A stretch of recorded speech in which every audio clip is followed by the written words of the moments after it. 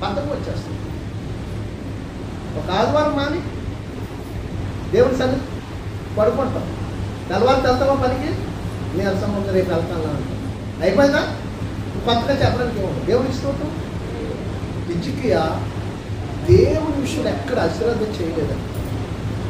దేవుని పని ఎంతో నమ్మకముతో సాగచక్రముగా నిరాకాటంకంగా పని చేయడానికి లేవీయులను, యాజకులను, ఇశ్రాయేలు ప్రజలను పురుగొల్పుతూ ఉజ్జీవపరుస్తూ ఆ పనిని సాగచక్రంగా చేసేవాడు. మొట్టమొదటిసారిగా హిజ్కియా పరిశుద్ధ గ్రంథంలో చెప్తాడు, అక్కడ ఉన్నట్టు ఏదైతే అడ్డుగా ఉన్నాయో ఆ బలిపీఠాలు కానీ, పద్యములు కానీ, ఆ దేవత సూర్యదేవత స్తంభములు కానీ, ఆ పద్యముల యొక్క బొమ్మలు కానీ పడగొట్టించింది అయిన దేవునికి స్తోత్రం. బైబిల్ గ్రంథంలో వాటిని పడగొట్టించి దేవుని మందిరాన్ని బాగు చేసి దేవుని సన్నిధిలో నేను ఆ మాట చెప్పి నేను ముగించేస్తాను.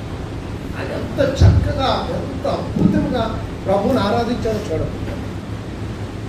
ఒకసారి తీస్తారా?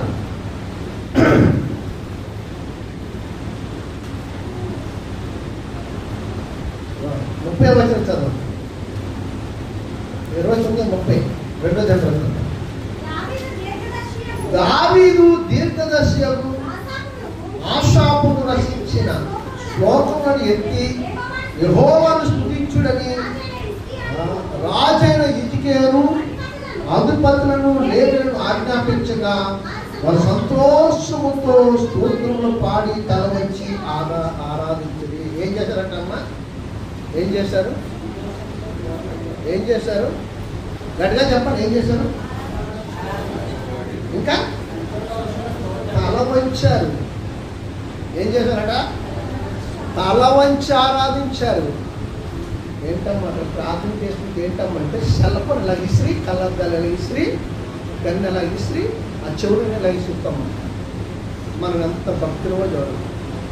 అక్కడ ఆరాధన జరుగుతుంటుంది, అక్కడ ప్రార్థన జరుగుతుంటుంది. అది ఆపు అంటే అలా విసురుతాం అంతే. మన భక్తి అది. దేవుని పని జరుగుతున్నప్పుడు నువ్వు తల వంచాలి. నువ్వు సహకరించకపోతే నీ పనిలో నువ్వు ఉండాలి. ఏ పని? ఈ పనికి మన పని కాదు. నిద్రపోయాలనుకుంటే లేదా వెళ్ళిపో అక్కడి నుంచి అంతే.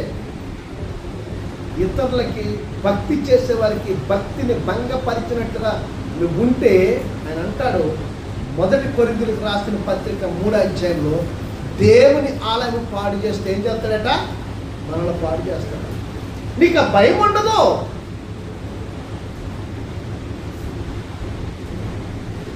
ఇంటిని కట్టుకోవాలి, ఆత్మీయ జీవితాన్ని కట్టుకోవాలి, కుటుంబాన్ని కట్టుకోవాలి, నా బ్రతుకుని కట్టుకోవాలి, నా జీవితాన్ని మార్చుకోవాలి, నా అడుగులు ఎక్కడ పడిపోకుండా జారిపోకుండా స్థిరపరచుకోవాలి, క్రీస్తుకి ఇష్టరాలుగా బ్రతకాలి, ఇష్టడుగా జీవించాలి, క్రీస్తులోనే నేను బ్రతకాలి, క్రీస్తు సైనికుడిగా, క్రీస్తు యుద్ధవీరుడిగా, క్రీస్తులో సైన్యములకు అధిపతి దేవాది దేవునికి సైన్యంలో సైనికుడిగా, సైనికురాలుగా ఉండాలని యుద్ధోపకరణాలు ధరించుకోవాలని ఆలోచనకి లేనప్పుడు నువ్వు భక్తి ఏం చేస్తావు?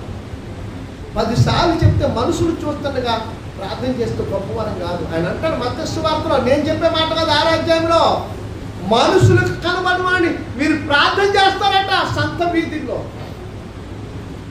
నిజం కదా? చూడండి మత్తయి సువార్త 6వ అధ్యాయం. నేను చదువుకోలేదు బైబిల్, అందుకే మిమ్మల్ని చూడను. చూడండి.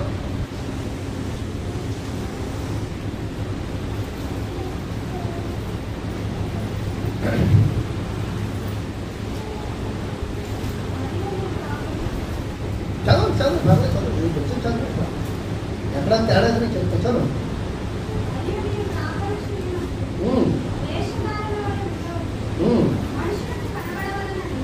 ఐదో వచనం చూడండి, 4, 6, 5 చదవండి. వీధుల్లోను మూలల్లోను నిలిచి ప్రార్థన చేయడం వారికి ఇష్టం. చాలు చాలు చాలు, ఫలం తర్వాత చెప్తాం. నేను చెప్పింది నాకు వినాలి కదా. మరి నేనేదో సొంతగా కలుపుతో నేను రాసుకొని వచ్చినట్టు బయట నేను రాసుకొని రా. దేవుని బాధ్యత. మరి చిన్న ప్రార్థన చేయమంటే లంబాగా సాగదీస్తాం. ఎందుకని? ఎంత భక్తులో. ఈ మాట కోసం ఎవరంటే చూడండి ఒకసారి 2వ తిమోతి రాసిన పత్రిక, రోమిలికి రాసిన పత్రికలో కూడా ఉంది, కానీ 2వ తిమోతి రాసిన పత్రిక చూడండి 3వ అధ్యాయం 2:3 2:3 చూడండి. 5వ వచనం చూడండి, 4వ వచనం చదవండి. ద్రోహులు, మూర్ఖులు, గర్వాంధులు దేవుని కంటే సుఖానుభవము గలవారై ప్రేమించువారు, పైకి భక్తి గలవారై వలె ఉండి దాని శక్తిని ఆశ్రయించలేని వారై ఉందరు. ఇటు వారు విముఖుడికై ఉండటమా. అదండి, ఇది నేనే రాసుకొచ్చానా? భయం ఉండాలి. దేవుడి భయం మన జీవితాల్లో లేకపోతే మనకు నచ్చినట్టుగా మన జీవితాన్ని, మన దేహాన్ని మనమే పాడు చేసుకుంటాం. ఎవరంటే పాలపాలను తాగమని చెప్తాడా? మందు తాగమని చెప్తాడా? వాడు తాగమంది నువ్వు తాగుతావా? నీ బుద్ధి ఏమైంది? వాడు ఎవడో దొంగతనం చేయమని దొంగతనం వాడితే వెళ్తావా? మరి మన బుద్ధి ఏమైంది? మనం నేర్చుకున్నదేంటి? ఒకవేళ వెళ్తే ఎప్పుడు వెళ్ళాడు కాబట్టి ఆ రోజు అది దొరుకుతాడు. అది కర్మ. అది వెళ్ళలేనప్పుడే వాడు దొరుకుతాడు. కర్మకు పాత్రలు కాకూడదు. కర్మను తీసేస్తాడు దేవుడు. నీలో నుంచి కర్మను తీసేస్తాడు. ఆయన తీసేసి ఏమిచ్చాడంటే కృపనిచ్చాడు. కర్మ తీసి కృపనిచ్చాడు. ఆ కృపలో నిలుచుండమంటే రోమిలికి రాసిన పత్రిక 5వ అధ్యాయం 2వ వచనంలో కృపలో ఉండు. ఆ కంచి దాటి నువ్వు వెళ్ళక అదే రక్షణ. రక్షణ రక్షణ 6వ అధ్యాయం ఎఫెసీయులకు రాసిన పత్రిక 6వ అధ్యాయం చెప్తాడు రక్షణ అనే స్థిరస్థాపనం. అందుకే అంటాడు ఆ భక్తుడు చక్కగా మంచి పాట పాడాడు. యమనస్తుడు కోరాడు, నీ ఆజ్ఞ లేనిదే ఏదైనా జరుగునా, కంచి దాటగా శత్రువుకు సాధ్యమా. నీ ఆజ్ఞ లేనిదే ఏదైనా జరుగునా, కంచి దాటగా శత్రువుకు సాధ్యమా. మా దేవా నీవే మా తోడుంటే అంతే చాలును. అపవాది తలచిన కీడిలన్నీ మేలైపోయెను. ఏమైనా చేయగలవు, కథ మొత్తం మార్చగలవు. నీ నామముకే మహిమంతా తెచ్చుకుందువు. అదండి మనము ఇప్పుడు క్రీస్తులో ఎలా బ్రతకామనేది, ఎలా జీవించామనేది, ఏం నేర్చుకున్నది ఒకెత్తైతే ఇక్కడి నుంచి ఎలా ఉండాలి, క్రీస్తుని ఎలా ప్రేమించాలి, క్రీస్తు కొరకు నేనేం చేయాలి, క్రీస్తు కొరకు ఎలా నేను బ్రతకాలి, క్రీస్తు రాజ్యమును నా ద్వారా ఎలా స్థాపించబడాలి, క్రీస్తు పక్షంగా నేను నిలబడడానికి కావలసిన సామర్థ్యత ఎలా పొందుకోవాలన్నదే ముఖ్యం. దేవుని స్తోత్రం. నిన్ను గెలిపించడు. ఆయన కుమారుని శిలువలో రక్తం కార్చి ప్రాణం పెట్టి నిన్ను గెలిపించి అపవాది శిశుని సిద్ధలు దొరికి ఆయన నిన్ను సమస్త జన్మ ఎదుట అపవాదికి నిలబెట్టి నిన్ను గెలిపించాడు. ఇప్పుడు క్రీస్తుని గెలిపించడుకు నువ్వు ఆయన పక్షంగా నిలబడు, ఆయన ఎల్లప్పుడూ నీ పక్షంగా నిలుస్తాడు. భక్తుడని హిజ్కియా, రాజని హిజ్కియా అలాగా దేవుని సన్నిధిని అశ్రద్ధ చేయలేదు, నిర్లక్ష్యం పెట్టలేదు. అందుకనే దేవుడు హిజ్కియా పక్షం నుండి ఆశ్చర్యమైన రీతిలో ఆశ్చర్య కార్యాలు చేసి చివరిగా మాట చూసి నేను ముగించేస్తాను. చూడండి 31వ వచనం చూడండి. అంతటి హిజ్కియా మీరు ఇప్పుడు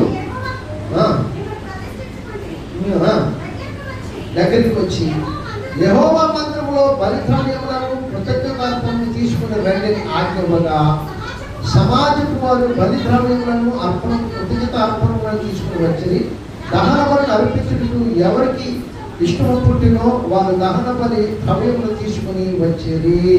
హల్లెలూయా హల్లెలూయా. చివరి మాట 35వ వచనం.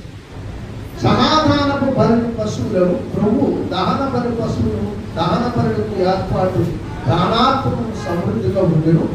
ఇలాగను యెహోవా మందిరములో సేవ క్రమముగా జరుగును.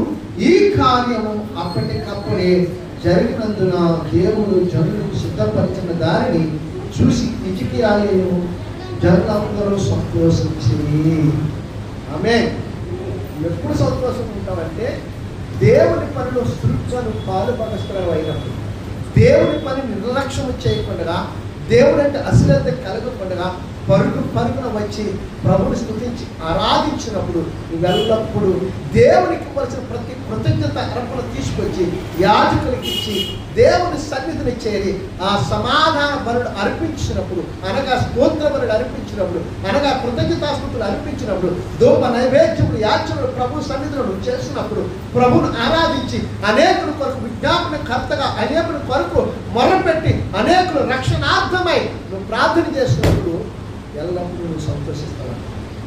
అలాంటి కృప దేవుడు మనకు దయచేయుగాక. ఆమేన్.